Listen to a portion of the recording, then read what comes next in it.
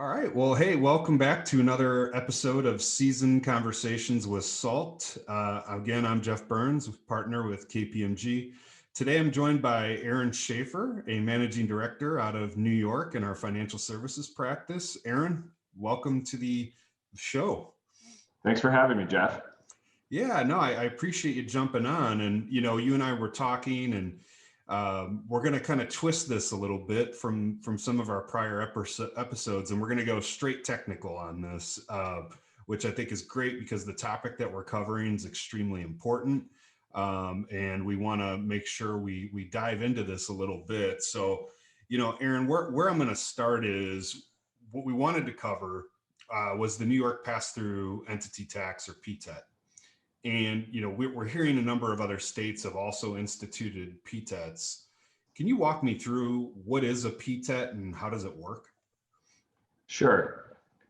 As a result of the last tax reform, the personal deduction for state and local taxes federally was capped at $10,000. So at that point, a number of states, high tax states, passed so-called workarounds for mechanisms to provide a higher deduction. Many of those were shut down as being too gimmicky, but pass-through entity taxes, that is a tax on a partnership type entity that then provided a credit to the partners, was blessed by the IRS at the end of last year as being a good business deduction.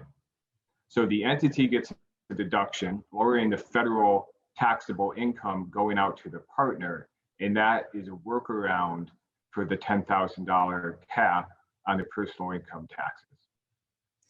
Interesting. So just to clarify, the IRS has weighed in that this is actually a good deduction? That's correct. Some of the other schemes that states came out with, like charities and so forth, the IRS weighed in and said, we're not going to recognize that. But they analyzed this type of mechanism and did bless it and saying they will recognize it as a good federal business deduction at the partnership. Interesting. So, here we are. It's May, almost mid-May at this point. We're in the height of tax season for many folks. What's the first year that the New York PTET is going to apply? Right. So a few other states, especially around New York, Connecticut, and New Jersey, passed them previously. New York passed it as part of its most recent budget. And so the first year is tax year 2021. They passed the budget late in the season. And so the timing mechanism is a little bit off in this transition year. So it's a purely voluntary tax to participate. And so you elect into it. New York provides that you elect by March 15th of the tax year, but obviously we're past that now. And so for this transition year, the election has to be made by October 15th. And no payments are due by the partnership until after October 15th. Okay, so that covers the partnership, but what about the partners? Do they still need to make their quarterly estimated payments? Yes, again, because of this transition year and because the budget was passed late, the partners are required to continue making their quarterly estimated payments at their level, just as they would normally. And then the partnership will elect into it if they choose to. And then it will have to make a payment by year end so that you get the federal deduction in tax year 2021. As a result of that, though, the partnership's going to pay the tax, and the partners have been paying the tax. So you will be double paid in this transition year, but that'll come through as a refund to the partners on their return. They'll just be overpaid, like, can happen.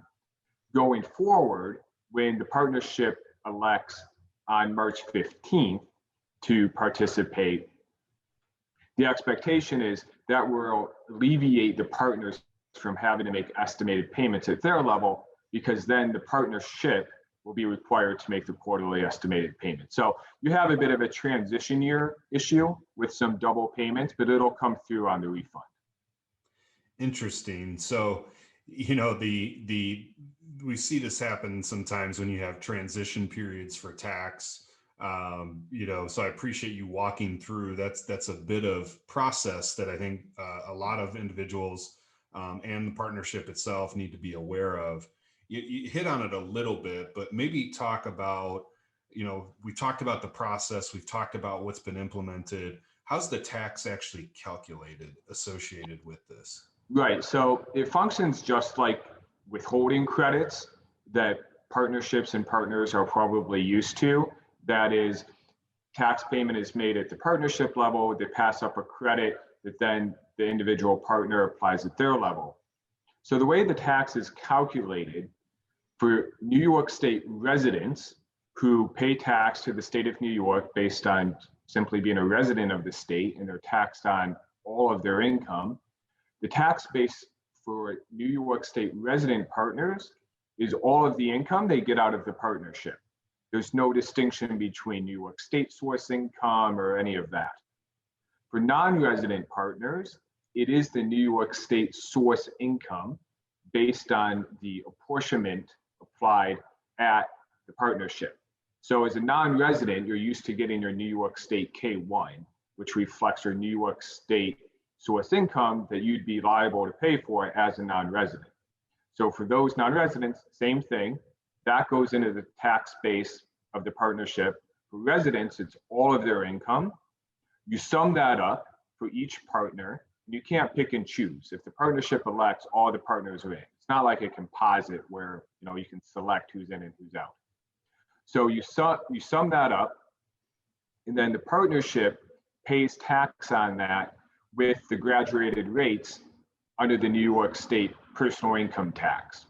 So if you think about it, New York State also, as part of the new budget, passed these higher rates. There's a new higher rate for above 5 million and then above 25 million. So when the partnership adds up those amounts from the residents and non-residents, it could very well be in that top over 25 million bracket. But then when you distribute out the income, each partner might be in a lower bracket, under 25 million, under 5 million, and so forth. And so there's a bit of a play between those rates, and that's going to affect the credit amount. And like I said before, any excess credit is refundable at the partner level. Yeah, so it sounds a bit complex, but I think that's certainly where we're going to be assisting our clients and in that process, because it does sound like a very complex calculation. But I think the end state, seems to benefit some more of the high net worth taxpayers.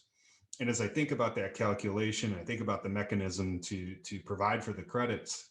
What's the benefit to the state of New York, and why would they have put this in, this recent bill? That's right. So, they put it in, there's pressure around high net worth people leaving the state. That was true before COVID. And now with COVID, people realizing they can work kind of anywhere. And so there is a fear of that. And Connecticut and New Jersey passed one of these workarounds. So there was also pressure on New York, kind of coming from both sides.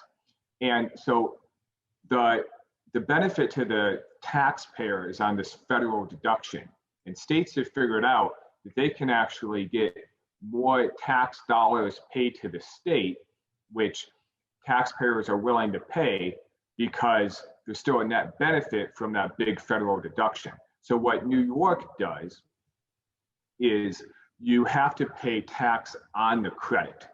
And so the way that works is you have your federal income, but this PTET is a deduction. So you have to add that back for when you do your state taxes. So now you're kind of flat. And then you add back the amount of the credit. It's almost like a double add back. So that increases the tax base for New York. So you're paying more tax dollars to the state of New York because of that double add back. But that's far than outweighed by the federal deduction. So New York is actually being paid. It benefits because you're paying the state of New York more in taxes to get the federal benefit. And we've seen that in other states. For instance, Connecticut doesn't give you 100% of the credit. It gives you 87.5% of the credit. So then Connecticut benefits because you have to pay in that additional amount at the individual level. New York, same thing. Because of the double add back, the credit isn't going to quite cover, most likely, your personal tax liability, and you have to pay in more. But like I said, you're happy to do it because that's the price to get the federal deduction. So New York comes out ahead. Understandable. So we've laid out the benefits to the individuals and to the partnership. We've laid out the benefits to the state. And I think you touched on this a little bit, but if the partnerships got, residents of another state, do those residents in the other state, do they typically get a credit in the home state for state taxes paid to another? And how does that work with the PTET? Do they get that credit in their home state then? Yeah, so if the PTET wasn't part of the picture, a non-resident paying taxes to the state of New York would get a credit in their home state against that liability to try to avoid too much of the double taxation. So a question is raised, if now the tax is being paid by the partnership rather than the individual, would you get a credit in your home state? So states that have passed their own PTETs, there's about 10 states out there, and there's draft legislation in some other states, provides that, okay, if you're paying a similar PTET tax in another state, we're certainly give you credit in the home state. Other states have unofficially said, okay, we will recognize that because we understand what's going on. And other states have simply said, no, we're not going to recognize that. So you mentioned it is complex, and there's some modeling and planning, and we do extensive models with our clients to see what's the all-in effective tax rate to the partners by doing a PTET, not doing a PTET, resident, non-resident.